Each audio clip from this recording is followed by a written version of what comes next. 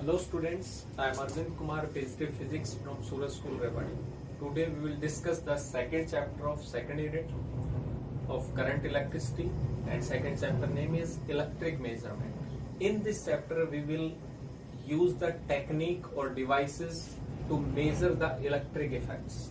That means current oblique potential differences.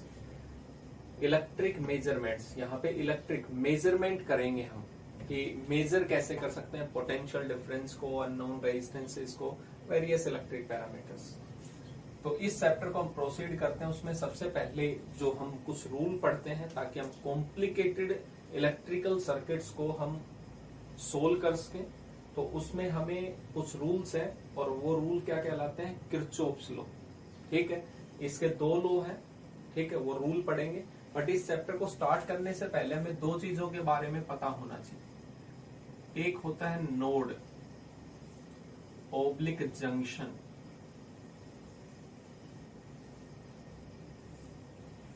Node या कह सकते हैं जंक्शन।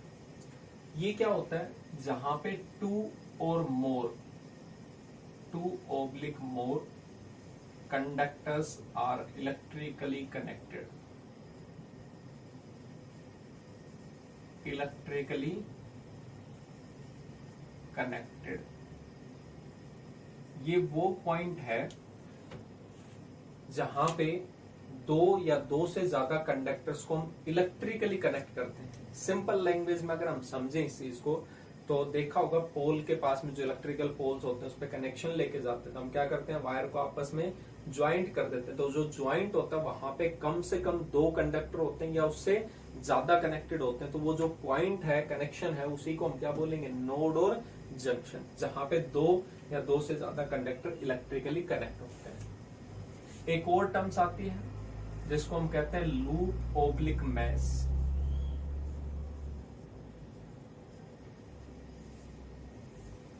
लूप भी कह सकते हैं, मैश भी कह सकते हैं।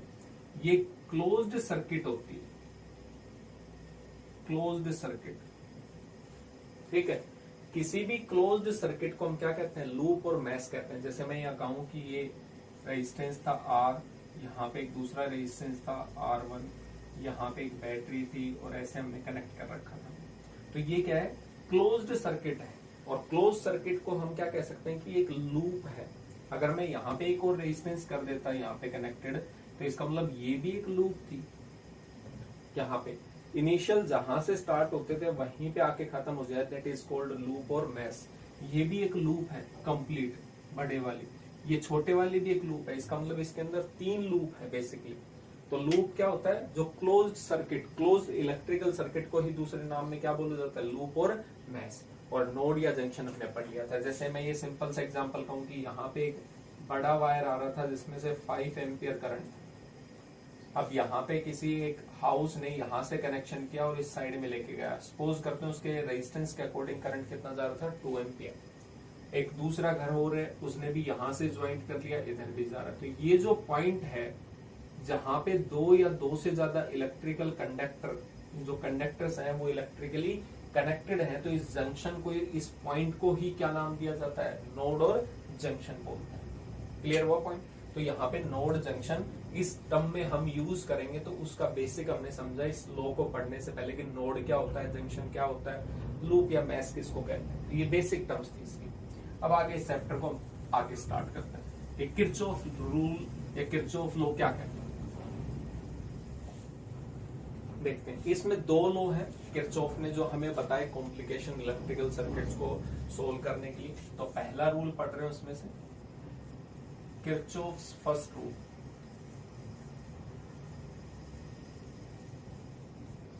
फर्स्ट रूल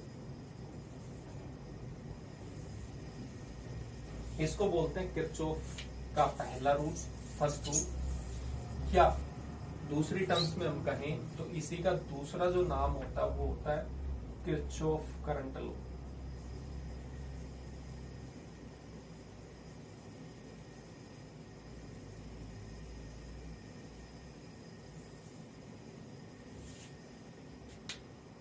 ठीक है, किरचॉफ्स करंट या करंट रूल। तो किरचॉफ ने यहाँ पे फर्स्ट लॉ जो था वो करंट के ऊपर बेस दिया, इसलिए इसके किरचॉफ फर्स्ट रूल भी कह सकते हैं, किरचॉफ करंट लॉ भी कह सकते हैं। अब ये कहता क्या है वो देखते हैं। कहता है कि the algebraic sum of electric current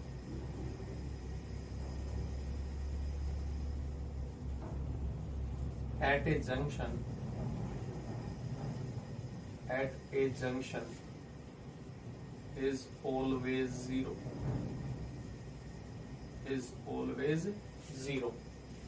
कहता है कि एल्जेब्रिक जो सम होगा, एल्जेब्रिक मतलब हम पहले पढ़ चुके हैं विद प्रॉपर साइन। कहता है कि वहां पे साइन के साथ में अगर हम किसी इलेक्ट्रिक करंट को एक जंक्शन के ऊपर देखेंगे, सम करेंगे, तो वो हमेशा कितना आएगा, जीरो आएगा, जिसको हम मैथमेटिकल टर्म्स में लिख सकते हैं summation of current at a junction is equal to zero. अब यहाँ पे एल्जेब्रिक है तो साइन कैसे मेजर करेंगे। सपोज करते हैं हम खुद जंक्शन है, तो मैंने थर्मोडायनेमिक्स या पहले भी डिस्कस किया था साइन कन्वेंशन में, हमारे पास कोई चीज आ रही है तो उसको हम क्या कहेंगे, पॉजिटिव है, और हमारे से कोई चीज जा रही है तो इसका मतलब वो नेगेटिव है। तो यहाँ पे भी हम साइन कन्वेंशन देखें, साइन कन्वेंशन, तो जंक्शन को हम खुद मान लेते हैं, तो साइन कन्वेंशन इनकमिंग करंट होगा, जो जंक्शन पे आ रहा होगा करंट कहीं से भी, इनकमिंग करंट, उसको हमें क्या लेना है, पॉजिटिव लेना है, और जो आउटगोइंग करंट होगा उसको हमें क्या लेना है, नेगेटिव। आउटगोइंग करंट जो होगा इज इक्वल टू नेगेटिव, और आउटगोइंग करंट को आपको क्या करना है, नेगेटिव मानना है। एक एग्जांपल लेते हैं, सपोज करते हैं यहां पे एक जंक्शन है, यहां से करंट आया I1, यहां पे एक करंट चला गया I2, यहां से एक करंट आया I3, यहां पे एक करंट चला गया I4। According to Kirchhoff's first rule या किरचॉफ्स करंट लॉ, बताओ क्या हो सकता है यहाँ पे। तो हम क्या कहेंगे, इस जंक्शन पे हम खुद मान लें तो ये करंट आ रहा है जंक्शन पे, तो इसको क्या मान लेंगे, पॉजिटिव। ये करंट भी आ रहा है, इसको पॉजिटिव, तो यहाँ पे हम क्या लिखेंगे, I1 पॉजिटिव है, वैसे भी I2 इससे जा रहा था तो जाएगा तो उसको नेगेटिव। यहाँ पे आ रहा है फिर कितना हो गया, I3, यहां से फिर जा रहा है कितना होगा, -I4, और इन सभी का एल्जेब्रिक जो सम होगा that will be equal to zero. यही रूल था।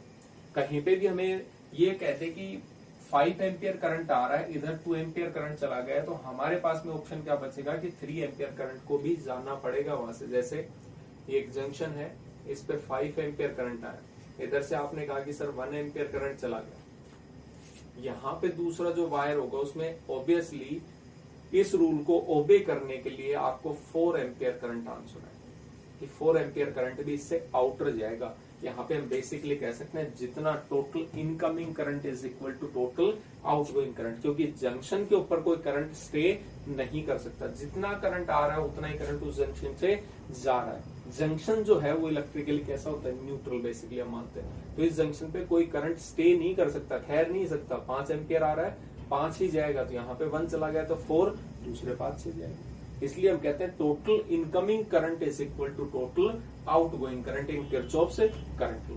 तो ये किरचॉफ का फर्स्ट करंट लॉ था, फर्स्ट लॉ भी कह सकते हैं, किरचॉफ से करंट लॉ भी कह सकते हैं। नेक्स्ट पढ़ते हैं Kirchhoff second law.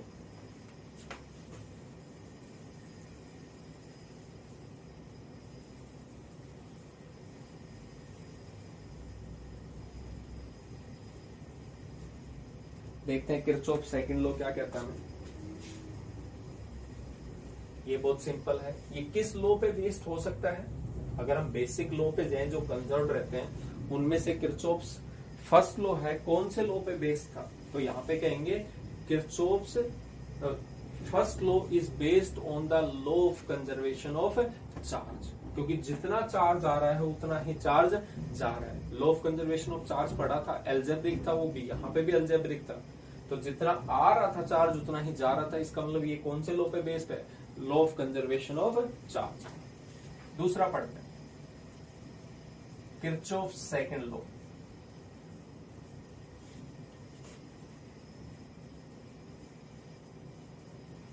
Oblique Kirchhoff's voltage law.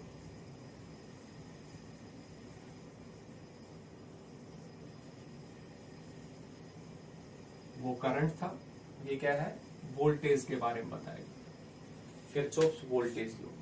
तो यहाँ पे अगर देखें तो किरचॉफ्स वोल्टेज लॉ क्या कहता है यहाँ पे, पहले डेफिनेशन,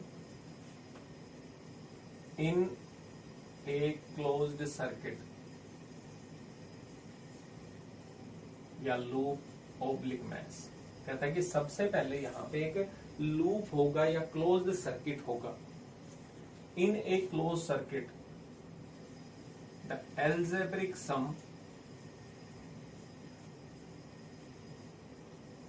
ऑफ पोटेंशियल डिफरेंस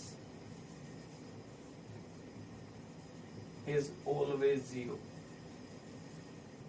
आपकी बार करंट नहीं लेना सेकंड लॉ में, किसके ऊपर बेस्ड है, वोल्टेज के ऊपर। वोल्टेज मतलब पोटेंशियल डिफरेंस। तो जो भी हम पोटेंशियल का डिफरेंस लेंगे, लेकिन कैसी लूप, कैसा होना चाहिए, क्लोज्ड होना चाहिए। ओपन के लिए एप्लीकेबल नहीं होगा, ये किसके लिए एप्लीकेबल है, क्लोज्ड के लिए। क्लोज्ड होना जरूरी है किसी भी लूप में। तो उसमें जितना भी हम पोटेंशियल डिफरेंस देखेंगे उन सभी का एल्जेब्रिक सम जो होगा वो कितना होगा, जीरो होगा। देखते हैं यहाँ पे, इसको हम लिख भी सकते हैं, summation of change in potential difference is equal to zero. जो भी वोल्टेज ड्रॉप होगा या वोल्टेज गेन होगा उन सभी का सम किसी भी क्लोज सर्किट में कितना आएगा, according to Kirchhoff second law, वो जीरो होगा। ये लॉ किसके ऊपर बेस्ड होना चाहिए, क्योंकि पोटेंशियल जो था बेसिकली वो वर्क डन था। पोटेंशियल अगर हम पढ़ें तो work done per unit charge था। एक कूलम चार्ज को इन्फानाइट से किसी पॉइंट पे लेके आने में जो अमाउंट ऑफ वर्क डन था, तो इसका मतलब वर्क डन मतलब एनर्जी। तो इसका मतलब पोटेंशियल जो है वो एनर्जी को मेजर करने का पैरामीटर, मैथमेटिकल टूल्स है। तो इसका मतलब ये किसके ऊपर बेस्ड है कि हम कहीं पे भी किसी क्लोज्ड पाथ में जा रहे हैं तो जितना भी आपने वर्क डन किया होगा, फाइनल और इनिशियल स्टेट सेम होगी क्लोज में। इसका मतलब चेंज इन पोटेंशियल डिफरेंस है वो जीरो होगा। तो इसका मतलब हम यहाँ पे क्या कह सकते हैं, it is based on law of conservation of energy, conservation of energy, conservation of energy। ये law of conservation of energy पे बेस्ड है। पिछला किस पे बेस्ड था, चार्ज के ऊपर। वहां पे करंट की बात थी तो चार्ज था, यहाँ पे पोटेंशियल की बात आ रही है, पोटेंशियल डिफरेंस की। तो इसका मतलब वो किस पे बेस्ड है, एनर्जी पे। यहाँ पे भी साइन कन्वेंशन है, तो यहाँ पे भी देख लेते हैं साइन कन्वेंशन क्या कहते हैं। ये थोड़ा इंपोर्टेंट है, ध्यान देंगे। साइन कन्वेंशन फर्स्ट क्या कहता है, यहाँ पे पहला साइन कन्वेंशन कहता है कि if current is in the direction of loop traversed,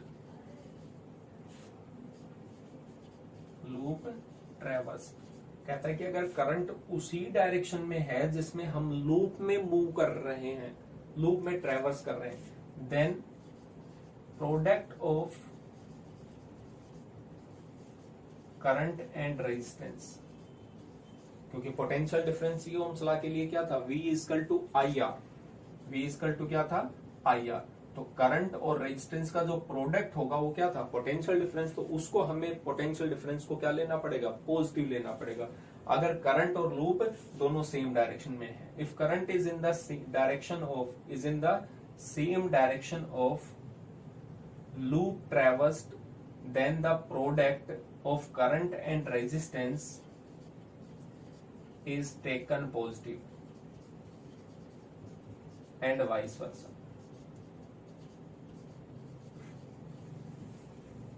अगर लूप में जिस डायरेक्शन में जा रहे हैं और करंट भी उसी डायरेक्शन में है तो उसके अक्रॉस जो प्रोडक्ट होगा करंट का और रेजिस्टेंस का वो हमें पॉजिटिव लेना है। और अगर लूप में जो करंट जा रहा है और जो जिस डायरेक्शन में हम जा रहे हैं वो दोनों एक दूसरे से अपोजिट है, तो इन दोनों का प्रोडक्ट कैसा लेना है, नेगेटिव लेना है। सेकेंड का साइन कन्वेंशन क्या कहता है यहाँ पे, if negative terminal of battery comes first, of battery come first, then take is. ध्यान से सुनेंगे, इसमें काफी कंफ्यूजन है, कई बुक में भी है ये डिफरेंट। है रिजल्ट सेम आएगा, बट वहां पे स्लाइड सा डिफरेंस है। अगर किसी बैटरी के टर्मिनल को नेगेटिव को हम पहले पहुंच रहे, लूप में घूमेंगे तो नेगेटिव टर्मिनल आ गया पहले, तो उसको नेगेटिव मान सकते हो, लेकिन वो नेगेटिव जो होगा वो इक्वल टू के लेफ्ट हैंड साइड में ही रहेगा। जैसे आप पोटेंशियल डिफरेंस लिखते आ रहे हो, उस नेगेटिव टर्मिनल को आप पॉजिटिव भी लिख सकते हो, लेकिन कब? इक्वल टू के बाद में। तो एक बुक में लिखा हुआ है कि इक्वल टू से पहले लिखा हुआ है कि नेगेटिव आया तो नेगेटिव ही लो उसे, लेकिन इक्वल टू से लेफ्ट हैंड साइड में रखो। उसी को नेगेटिव टर्मिनल पहले आया तो उसको पॉजिटिव लिख रखा है कुछ बुक में, बट वो इक्वल टू के साइन के बाद में लिख रखा है, तो इसका मतलब तो सेम ही हो गया। तो यहाँ पे नेगेटिव टर्मिनल अगर पहले आ रहा है, negative terminal of battery comes first, then take it negative. Positive भी हो सकता है, लेकिन अभी एक एग्जांपल से इसका हम कंफ्यूजन दूर करेंगे, ध्यान से देखेंगे इस चीज को। क्लियर हुआ पॉइंट? तो यहाँ पे ये साइन कन्वेंशन थे। क्लियर हुआ? अब देखते हैं कि एग्जांपल लेते हैं इसका, क्या कहता है एग्जांपल हमें। ये साइन कन्वेंशंस ध्यान रखेंगे इसका। ये किस लॉ के ऊपर बेस था? 1 मार्क्स का क्वेश्चन बनता है यहाँ पे।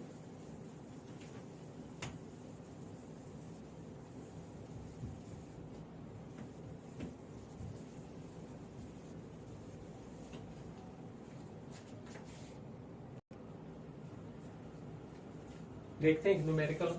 मैंने एक एग्जांपल लिया है रफली किरचॉफ्स वोल्टेज लॉ के ऊपर। तो यहाँ पे 2 बैटरी हैं, एक 3 वोल्ट की है, एक 6 वोल्ट की है। इसके साथ एक रेजिस्टेंस है 3 ओम, इसके साथ रेजिस्टेंस है 1 ओम, और यहाँ पे बीच में इन दोनों के कनेक्टेड है 2 ओम का रेजिस्टेंस।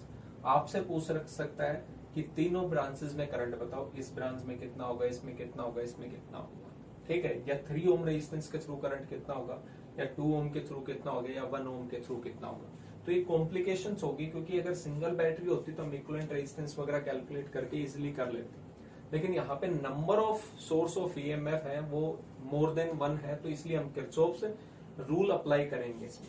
और किरचॉफ्स रूल अप्लाई करते हैं तो सबसे पहले आपको लूप के नाम देने हैं। जैसे मैं यहाँ पे एक पॉइंट दे देता हूँ ए, ये पॉइंट यहाँ पे भी जंक्शन है B, C, D, E and F. ये क्यों नाम दिया है हमने? क्योंकि हम लूप आगे देखेंगे, क्योंकि क्लोज लूप चाहिए हमें। सपोज करते हैं इस बैटरी से करंट चला होगा, तो इस बैटरी से करंट चला तो मैंने मान लिया पॉजिटिव से करंट जो चला इधर से वो I1 चला, I1 इधर जाएगा, इसके सामने एक ही बात था, यहाँ पे गया। इस बैटरी से भी करंट चला होगा तो यहाँ से पॉजिटिव मान लेते हैं, कितना करंट चला होगा I2। यहाँ पे ये भी आया होगा इधर से। अब किरचॉफ फर्स्ट रूल अगर देखें तो इधर से I1 है, इधर से I1 है, इधर से I2 है, तो third total incoming current is equal to क्या होना चाहिए? Total outgoing current. तो दोनों यहाँ पे जंक्शन पे इनकमिंग है, तो दोनों का एडिशन होके ये क्या होगा? आउटवर्ड। तो यहाँ पे सेंटर ब्रांच में कितना करंट जाएगा? जो दोनों बैटरी से मिलकर चला। अगर हमारी डायरेक्शन ठीक होंगी करंट की, तो हमारा जो करंट की वैल्यू आएगी वो पॉजिटिव आएगी, और करंट की डायरेक्शन रिवर्स होगी तो जो फाइनल रिजल्ट होगा दैट विल बिकम्स नेगेटिव। इसका मतलब डायरेक्शन हमने गलत ले ली होगी, इससे कोई फर्क नहीं पड़ेगा। I1 प्लस में I2, यहाँ पे इस जंक्शन पे I1 प्लस I2 करंट जा रहा है, लेकिन बैटरी की कंसंट्रेशन सेम रहेगी, बैलेंस रहेगी, तो यहाँ पे वापस करंट इधर से कितना है? क्योंकि इधर से तो I1 प्लस I2 आ रहा है, सेम पाथ था। इधर जो करंट जाएगा वो वापस कितना जाएगा? I2, और इधर से कितना करंट जाएगा? I1। इसका मतलब बैलेंस हो गया सारा का सारा। अब मैं लूप ले रहा हूं, taking loop, close loop, close loop A B E, A B E F and A। ये हमने क्लोज लूप माने, क्योंकि Kirchhoff's voltage rule, current rule तो हम लगा चुके हैं, इसलिए दोबारा करंट रूल की जरूरत नहीं होगी। अदरवाइज आप यहाँ पे मानते I3 तो एक वेरिएबल बढ़ जाता। यहाँ पे किरचॉफ करंट रूल से हमारे पास में 2 ही वेरिएबल है, तो हमें इनको सोल्व करने के लिए कितने इक्वेशन चाहिए? 2 ही इक्वेशन की रिक्वायरमेंट है, और we can easily solve it. एक क्लोज लूप लिया A B E F A, तो यहाँ पे स्टार्ट करते हैं। A से चलना स्टार्ट किया हमने, तो A से चलना स्टार्ट किया तो कितना होगा? A से B तक तो करंट जो था वो I1 ही है, लेकिन कोई रेजिस्टेंस तो है नहीं, तो पोटेंशियल का डिफरेंस कोई होगा ही नहीं, पोटेंशियल ड्रॉप नहीं है, तो इसका मतलब B तक भी उतना ही था सेम। B से हम जब E तक जाते हैं तो यहाँ पे रेजिस्टेंस भी है और करंट भी, इसका मतलब V equal to IR, current and resistance, तो कुछ ना कुछ वोल्टेज का ड्रॉप जरूर हुआ होगा। तो B से E तक जा रहे हैं हम, according to direction of loop. तो बी से ई तक जा रहे तो करंट भी किस डायरेक्शन में, सेम डायरेक्शन में। इसका मतलब जो प्रोडक्ट आएगा वोल्टेज करंट और रेजिस्टेंस का, वो हमें क्या लेना है, पॉजिटिव लेना है। तो सबसे पहले मैं यहाँ पे वोल्टेज ड्रॉप जब देख रहे हैं तो कितना लेंगे, प्लस रेजिस्टेंस कितना था, 2 ओम का था, यहाँ पे ये 1 ओम है और ये 3 ओम था। करंट कितना है इसमें, I1 प्लस में I2। यहां तक हो गया। इसका मतलब बी और ई पॉइंट के बीच में वोल्टेज का ड्रॉप है वो कितना है, I इंटू में R। आगे चलते हैं, ई से एफ तक कोई रेजिस्टेंस नहीं था, वोल्टेज का डिफरेंस कितना आएगा, I करंट I1 इंटू में रेजिस्टेंस 0, तो कितना आएगा 0, 0 लिखते नहीं, तो इसका मतलब यहाँ पे कोई नहीं था। फिर यहाँ पे जा रहे तो इस ब्रांच में कितना करंट होगा इस रेजिस्टेंस के थ्रू, सेम जो बैटरी पे जा रहा होगा कितना है I1, तो यहाँ पे भी करंट सेम डायरेक्शन में, जिस डायरेक्शन में हम जा रहे हैं कितना होगा, प्लस में 3 इंटू में I1। यहाँ पे नेगेटिव टर्मिनल पहले आया है, बैटरी का कौन सा टर्मिनल आया पहले, नेगेटिव, तो हम इसको क्या लिखेंगे, नेगेटिव ही लिखेंगे जब हम क्लोज लूप में चल रहे हैं। तो यहाँ पे कितना होगा, -3 इज इक्वल टू 0, यानी कि कुछ वोल्टेज का लॉस भी हुआ है और यहाँ पे वोल्टेज का गेन भी हुआ है। तो total voltage drop is always equal to voltage gain in a close circuit. तो यहाँ पे अगर लेफ्ट हैंड साइड में लिख रहे हैं तो इस बैटरी के नेगेटिव टर्मिनल में नेगेटिव आया तो पहले नेगेटिव लिख दिया, अदरवाइज नेगेटिव पहले आता तो आप उसको पॉजिटिव भी लिख सकते हो, बट इसको इक्वल टू के दूसरी साइड में लिखना था। ये नेगेटिव इधर जाएगा तो क्या हो जाएगा, पॉजिटिव। तो सभी बुक में सेम रिजल्ट है, कोई भी वहां पे गलती नहीं है, बस एक ने इक्वल टू के लेफ्ट हैंड साइड के अकॉर्डिंग बता दिया, एक ने इक्वल टू के राइट हैंड साइड के अकॉर्डिंग, दोनों अपनी अपनी जगह ठीक है। उसने कहा कि नेगेटिव है तो आप पॉजिटिव मानो, लेकिन उस पॉजिटिव को किधर लिखो, राइट हैंड साइड में, तो ये -3 इधर जाएगा पॉजिटिव। एक ने कहा माइनस आ रहा है तो इसको माइनस ही लिखो, लेकिन लेफ्ट हैंड साइड दोनों ही ठीक है, वहां पे ये रिजल्ट होगा। इसको थोड़ा सोल्व करते हैं, 2I1 और ये 3I1 कितना हो गया, 5I1 प्लस में 2I2 is equal to 3। Equation number first, equation first आ गई, लेकिन यहाँ पे 2 वेरिएबल है, ध्यान रखना, I1 I2, और इक्वेशन को सोल्व करने के लिए कम से कम कितनी इक्वेशन चाहिए इसको, 2 वेरिएबल है तो 2 इक्वेशन। तो दूसरी लूप भी मैं ले लेता हूँ दूसरी बैटरी के अकॉर्डिंग। तो यहाँ पे मैंने कंसिडर किया टेकिंग लूप क्लोज लूप। अब यहाँ पे भी चलना स्टार्ट कर देते हैं। क्लोज लूप कौन सी है, लूप की डायरेक्शन लिखनी होगी, बी से सी तक चले, B E and P, B से चले सी पे, सी से डी, डी से ई, ई से वापस बी, ये भी एक क्लोज लूप होगी। आप बड़ी भी ले सकते थे लेकिन उससे हमें कोई रिक्वायरमेंट नहीं, उससे भी रिजल्ट आएगा, बट वहां पे सेंटर का यूज नहीं हो पाता। तो यहाँ पे हमने ये देख लिया। तो बी से सी तक जाते हैं, कोई नहीं था ड्रॉप, तो कुछ भी नहीं। यहाँ पे कौन सा है, पहले पॉजिटिव आया, तो यहाँ पे क्या लिख देंगे, प्लस में 6 वोल्ट, क्योंकि खुद में पोटेंशियल डिफरेंस है। इसके अक्रॉस हम मल्टीप्लाई क्यों करते हैं, क्योंकि voltage drop across resistor V equal to क्या होगा, I इंटू R, कितना करंट गया, कितना रेजिस्टेंस था। यहाँ पे कैलकुलेट करने की जरूरत नहीं है, खुद बता रहा है इस इलेक्ट्रोड से इस इलेक्ट्रोड के बीच में कितना पोटेंशियल का डिफरेंस है, 6 वोल्ट का। तो लेफ्ट हैंड साइड में रखा, कितना आएगा, पॉजिटिव पहले आया, पॉजिटिव लिख दिया। अब C से D की तरफ जा रहे थे आप, तो C से D की तरफ, और करंट किधर जा रहा है, ऊपर की तरफ, कितना जा रहा था, I2, तो यहाँ पे इसको क्या लेना पड़ेगा, माइनस, कितना है रेजिस्टेंस 1, और कितना करंट था, I2, तो 1 इंटू में I2 कितना बचेगा, I2 ही। डायरेक्शन करंट और जो हम लूप में जा रहे थे वो अपोजिट थी, इसलिए नेगेटिव। D से E तक जा रहे हैं, फिर कोई ड्रॉप नहीं है, 0। E से वापस B तक जा रहे हैं, अब की बार हम ऊपर की तरफ जा रहे हैं, तो ऊपर की तरफ जाएंगे तो क्या होगा वहां पे, नेगेटिव। तो नेगेटिव कितना होगा, कितना करंट था और कितना रेजिस्टेंस, रेजिस्टेंस कितना है 2, और कितना करंट था इसमें, I1 प्लस में I2, और वापस B पॉइंट पे पहुंच गए।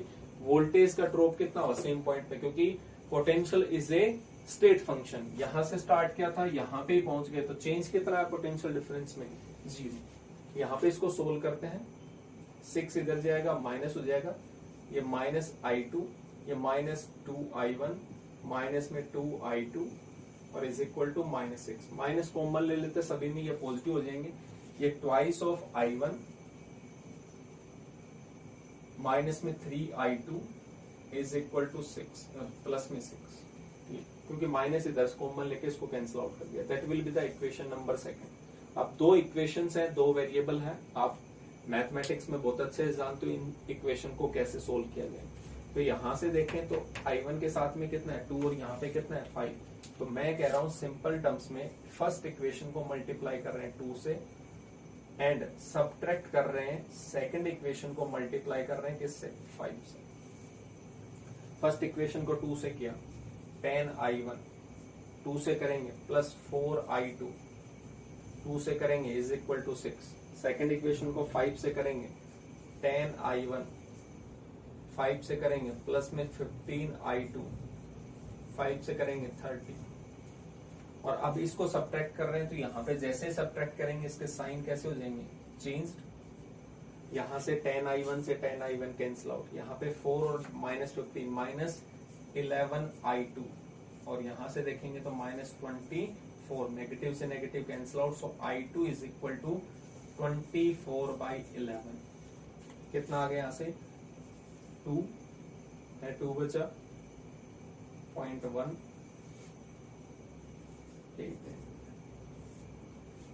इसका मतलब जो I2 करंट था इस 6 वोल्ट की बैटरी से जो करंट जा रहा था वो करंट कितना है 2.18 एम्पियर करंट है, यहां से इतना। अब I2 की वैल्यू किसी भी इक्वेशन में चाहे आप फर्स्ट में पुट कर दो या सेकंड में पुट कर दो, वहां से क्या पता चल जाएगा I1। देखते हैं यहाँ पे from equation first 5I1 plus में 2I2, I2 की वैल्यू यहीं पे 24/11 और इज इक्वल टू 3।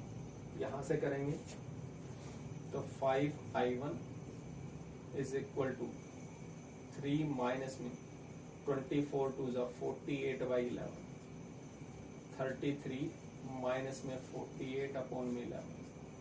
तो यहां से करेंगे -16/11, ये 5I1 आया और I1 की वैल्यू कितनी आएगी डिवाइड में -16/55 एम्पियर, ये 0 पॉइंट समथिंग जो भी आएगा। नेगेटिव क्या इंडिकेट कर रहा है, नेगेटिव का मतलब है कि 3 वोल्ट बैटरी से करंट जो हमने डायरेक्शन लिया है पॉजिटिव से आउटवर्ड डायरेक्शन में, करंट उस डायरेक्शन में नहीं है, इससे अपोजिट है। नेगेटिव का मतलब इससे अपोजिट, करंट जो है वो हमने रॉन्ग डायरेक्शन ले ली, इसमें करंट है वो इस डायरेक्शन में आ रहा है। बस ये नेगेटिव साइन ये इंडिकेट कर रहा है। इसका मतलब 3 वोल्ट की बैटरी जो है उसके पॉजिटिव टर्मिनल पे करंट आ रहा है, इसका मतलब ये चार्ज हो रही है और इसके पॉजिटिव टर्मिनल से करंट जा रहा है बाहर, तो इसका मतलब ये डिस्चार्जिंग का केस है।